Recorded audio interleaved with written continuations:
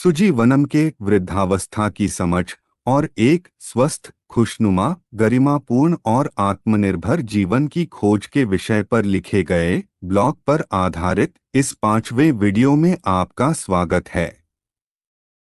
इस 5वें भाग में हम कान और सुनने, नाक और गंध, जीभ और स्वाद एवं गले और आवाज के बारे में बात करेंगे।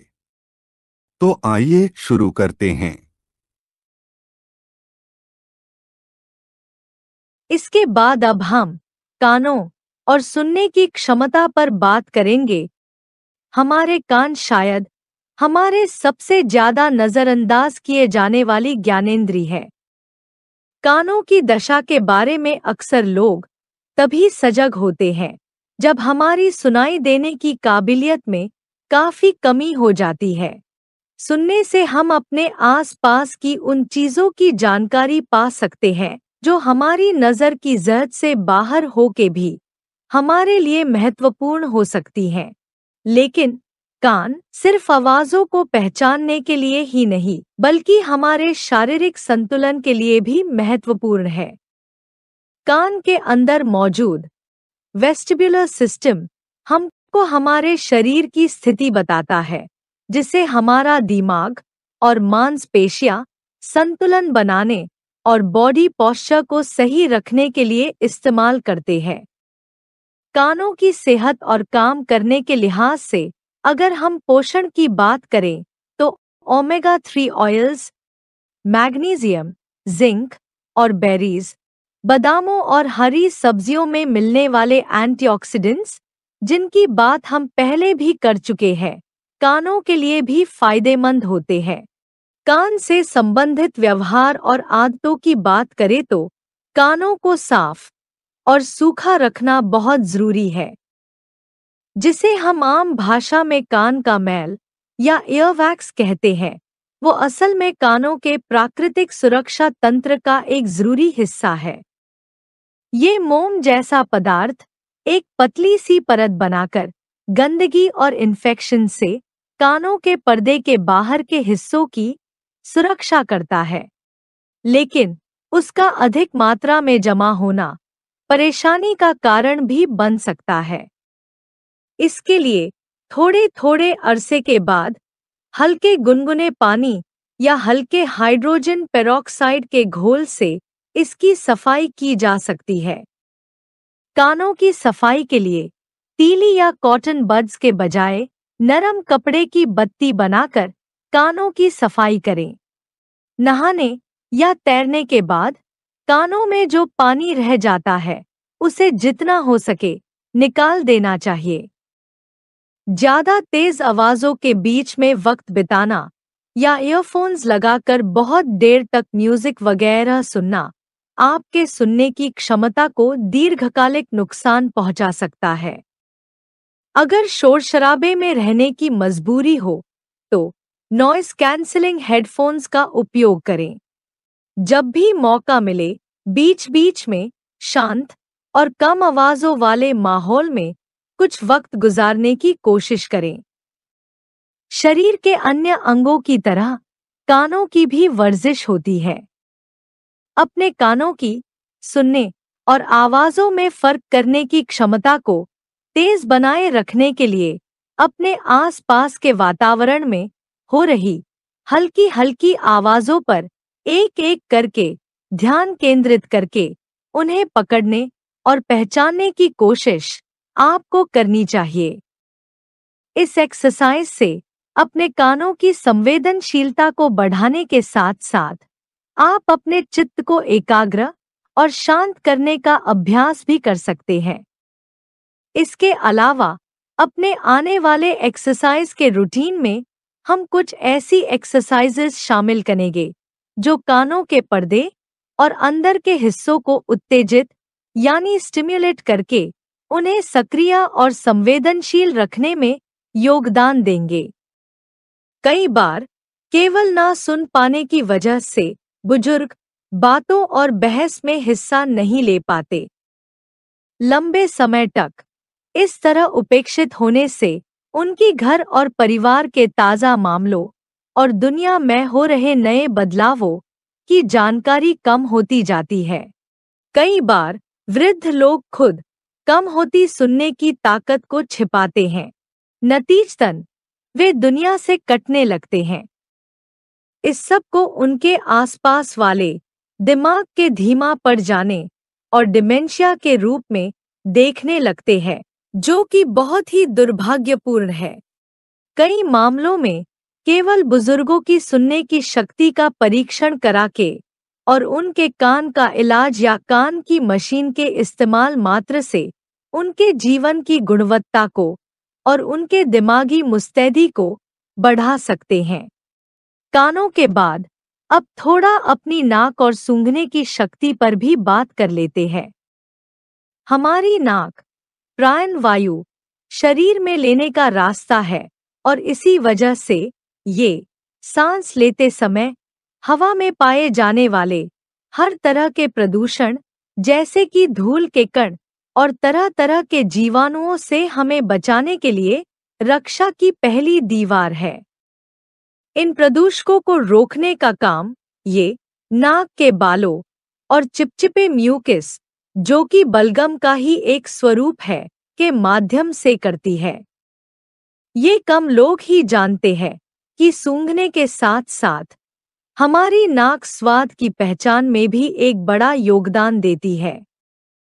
वो इसलिए कि स्वाद की पहचान में एक बड़ा हिस्सा हमारी सूंघने की शक्ति यानी घ्राण शक्ति पर आधारित होता है। कान, नाक और गले का बहुत ही करीबी संबंध है, जिसकी वजह से ही ईयर, नोज और थ्रोट यानी ईएनटी को चिकित्सा में एक संयुक्त विषय के रूप में देखा और पढ़ाया जाता है। क्योंकि नाक हमारे कानों और मुंह के साथ एक एकीकृत यानी मिले जुले संयंत्र की तरह काम करती है, इसलिए नाक की पोषण की जरूरत के लिए वो ही खाद्य पदार्थ काम करते हैं जो कानों के लिए फायदेमंद है, जैसे ओमेगा 3, जिंक, एंटीऑक्सीडेंट्स और विटामिन ए से भरपूर भोजन। खान पान के अलावा म्यूकस को अपना काम सही तरह से करने के लिए पतला यानी तरल रहना जरूरी है। इसीलिए नाक और गले से लेकर फेफड़ों तक के अंगों के लिए नमी बनाए रखना बहुत आवश्यक है, जिसके लिए पर्याप्त मात्रा में पानी यानी हाइड्रेशन बहुत जरूरी है। म्यूकस की तरलता बनाए रखने के साथ साथ नाक के अंदर की नसों का लचीलापन बनाए रखने के लिए भी पानी आवश्यक होता है। लाइफस्टाइल और आदतों के लिहाज से साफ हवा में रहने के अलावा वायु प्रदूषण से बचाव के लिए मास्क और एयर फिल्टर का प्रयोग करें और धूम्रपान और वेपिंग से दूर रहें। नाक की अंदरूनी सफाई के लिए कभी भी कपड़ा, टिश्यू या किसी ठोस चीज का इस्तेमाल ना करें और ना ही नेजल स्प्रे का अधिक प्रयोग करें। इसके बदले कभी-कभी हल्के गुनगुने या हल्के नमक मिले पानी से नेति क्रिया करें। ठंड की वजह से नाक बंद होने पे भाप लेना उपयोगी होता है, चाहे वो सादे पानी की भाप हो या यूकलिप्टस, पुदीना या टी ट्री आदि के तेलों के साथ। इसके अलावा जुकाम के समय गाल के ऊपर की हड्डियों पर, आंखों के नीचे, माथे के बीच में या फिर ऊपर के तालू को बार बार दबाने और छोड़ने से साइनस के आसपास के प्रेशर में बदलाव लाके नाक की नली के ऊपरी हिस्से से नजले को ड्रेन करने में और तुरंत राहत देने में मदद मिलती है। सूंघने की ताकत हमें बहुत से खतरों से आगाह करती है। वृद्धावस्था में सूंघने की शक्ति का कमजोर होना कई तरह के खतरे पैदा कर सकता है, जैसे कि रसोई या और तरह की गैसों के रिसाव या फिर जलने की गंध का समय पर ना पता चलना। जैसे हमने पहले एकाग्र होकर माइंडफुली सुनने की प्रैक्टिस करने की बात की, वैसे ही सुगंध के प्रति भी हम अपनी संवेदनशीलता बढ़ा सकते हैं। अपने आसपास की फिजा में अलग अलग तरह की अच्छी और बुरी गंधों को पहचानने की कोशिश करके हम अपने सूंघने की शक्ति को और भी परिष्कृत बना सकते हैं। इसके लिए आप पक रहे या खाने की मेज पर रखे खाने में अलग अलग मसालों की उनके गंध से पहचान या आंख बंद करके अपने आसपास की चीजों की खुशबुओं के स्रोतों को पहचानने का खेल अपने साथ खेल सकते हैं। कान और नाक के बाद चलिए जुबान और स्वाद चखने की शक्ति पर भी कुछ बात कर लेते हैं। हमारी जीभ एक अत्यंत ही संवेदनशील और जटिल अंग है जो हमारे मुंह के जरिए आने वाले पदार्थों की पहली सुरक्षा जांच यानी सिक्योरिटी चेक करता है। जैसे रंग आंखों के द्वारा अलग अलग वेवलेंथ की प्रकाश तरंगों का बोध करने का तरीका है, वैसे ही स्वाद हमारे शरीर के लिए खाए और पिए जाने वाली चीजों की भौतिक और रासायनिक पहचान करने का तरीका है। हमारे स्वाद की शक्ति का विकास मनुष्य जाति की अनगिनत पीढ़ियों के भोजन खाने के अनुभवों का नतीजा है। किस चीज को खाना सुरक्षित है, क्या हानिकारक हो सकता है और किस चीज को और जांचना चाहिए जिसका स्वाद हमारे लिए अनजाना है, इस तरह के फैसले लेने में जीभ हमारे लिए एक एक्सपर्ट का काम करती है। ऐसे विलक्षण, महत्वपूर्ण और संवेदनशील अंग की देखभाल के लिए हमें भी कुछ खास चीजें करनी होती है। पोषण के लिहाज से जुबान की संवेदनशीलता बनाए रखने के लिए जिंक, विटामिन B12 और लार यानी सलाइवा बनाने वाले मसाले जैसे मिर्च, अदरक वगैरह के साथ नींबू, संतरे और नारंगी जैसे सिट्रस फलों का सेवन करना फायदेमंद रहता है। दूसरी ओर सिगरेट पीना और ज्यादा शराब, चीनी और नमक के इस्तेमाल से अलग अलग चीजों के स्वाद में फर्क करने की ताकत धीरे धीरे कमजोर हो जाती है। इसीलिए हम देखते हैं कि उम्र बढ़ने के साथ साथ बुजुर्ग लोग खाने में नमक और मीठे की मात्रा बढ़ा देते हैं और साथ ही उनकी अलग अलग जायकों में महीन फर्क करने की काबिलियत भी कम होती जाती है। जैसा कि पहले कहा गया है कि स्वाद और सूंघना एक दूसरे के सहयोगी तंत्र है, इसलिए उनकी देखभाल भी एकीकृत यानी यूनिफाइड तरीके से होनी चाहिए। इसी के चलते लार यानी सलाइवा, जो कि नाक, मुंह और गले से लेकर फेफड़ों तक सबके लिए जरूरी है और जो खाने को पचाने और स्वाद दोनों के लिए आवश्यक है, उसका पर्याप्त मात्रा में बनना बहुत जरूरी है। सही मात्रा में हाइड्रेशन यानी पानी पीना लार बनाने के लिए सबसे आवश्यक तत्व है। जीभ और स्वाद के लिहाज से आदतों की बात करें तो जैसा हमने दांतों पर बात करते समय कहा था कि जुबान की सफाई के लिए उसे हल्के हल्के टंग स्क्रैपर या मुलायम ब्रश से मालिश करते हुए साफ करें और नमक मिले हल्के गर्म पानी से गरारे करें। यूं तो स्वाद पहचानने की क्षमता हमारे अंदर पैदाइश के समय से ही होती है, लेकिन हमें नए स्वादों के लिए जुबान को लगातार ट्रेनिंग देते रहना चाहिए, जैसे प्रोफेशनल फूड टेस्टर्स या चाय और वाइन के टेस्टर्स करते हैं। इसके लिए जिस तरह हमने कान और नाक की शक्तियों की सूक्ष्म ट्रेनिंग की बात करी थी, वैसी ही वर्जिश आप टेस्ट यानी स्वाद के लिए भी कर सकते हैं।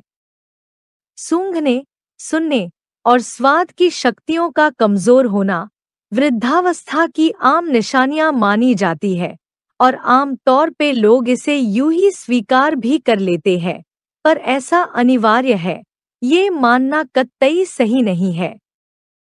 थोड़ी सी सावधानियों कुछ छोटी छोटी आदतों और देखभाल से हम सारी जिंदगी इन इंद्रियों को तेज तर्रार और पूरी क्षमता के साथ काम करता रख सकते हैं।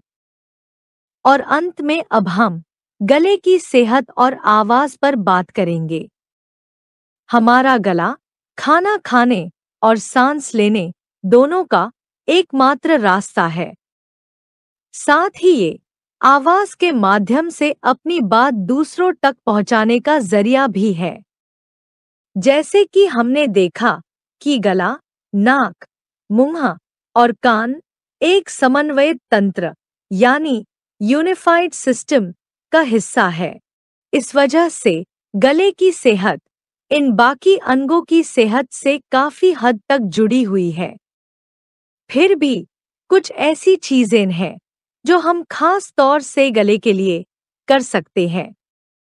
ये विशेष रूप से ध्यान रखने वाली बातें उनके लिए खास तौर से उपयोगी है जो अपनी आवाज पर आम लोगों से ज्यादा निर्भर करते हैं, जैसे वक्ता, अध्यापक, अभिनय करने वाले, गायक गायिकाएं इत्यादि। सबसे पहले पोषण। शहद, अदरक, बोन ब्रॉथ यानी हड्डियों का शोरबा, हल्दी, दूध, चाय और अनानास जैसे पदार्थ गले के लिए लाभकारी है। पानी गले के लिए भी एक बहुत ही महत्वपूर्ण तत्व है। इसके साथ ही बहुत अधिक मिर्च, मसाले, शराब और धूम्रपान से बचें।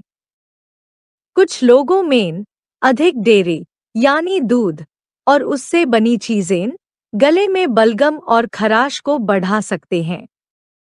इसके अलावा रात में भोजन के बाद तुरंत सो नहीं जाना चाहिए। सोते समय बाईं तरफ करवट लेकर सोने से एसिड रिफ्लक्स, जो गले में जलन पैदा कर सकता है, उससे कुछ हद तक बचा जा सकता है। जो लोग अपनी आवाज की गुणवत्ता पर औरों से ज्यादा निर्भर करते हैं, उनके लिए कभी-कभी मौन व्रत या साइलेंट रिट्रीट्स भी लाभकारी होती है। अपने आने वाले दैनिक अभ्यास के वीडियोस में हम नियमित अभ्यास करने वाले प्राणायाम और क्रियाएं बताएंगे, जिनमें वोकल वार्म अप और आवाज के मॉड्यूलेशन के अभ्यास भी होंगे। ये सब गायकों और उन लोगों के लिए विशेष रूप से उपयोगी होंगे जो लंबे समय तक बोलते हैं या आवाज के जरिए जज्बात जाहिर करते हैं। लेकिन वस्तुतः इन एक्सरसाइजेस का लाभ सभी लोग ले सकते हैं और अपनी आवाज में स्पष्टता, घनत्व और भावपूर्ण अभिव्यक्ति को जीवन के अंतिम पड़ाव तक बनाए रख सकते हैं। इसके साथ ही हम इस प्रस्तुति के अंतिम चरण पर पहुंच गए हैं, जिसमें हमने वृद्धावस्था की शारीरिक निशानियों और चुनौतियों, उनके कारणों और उनसे निपटने के तरीकों पर विस्तृत चर्चा की। इसके साथ ही हम इस भाग के अंत में पहुंच गए हैं। अगला भाग, जो इस श्रृंखला का अंतिम भाग है, उसमें हम पिछले 5 वीडियोस में दिए गई जानकारियों का सार और उनके इस्तेमाल करने पर कुछ सुझाव देंगे। अगर आप पूरा मूल वीडियो एक साथ में देखना चाहते हैं तो उसका लिंक विवरण यानी वीडियो डिस्क्रिप्शन में दिया गया है। अगले भाग में फिर मिलेंगे। तब तक आपको आपके सुजीवनम की शुभकामनाएं।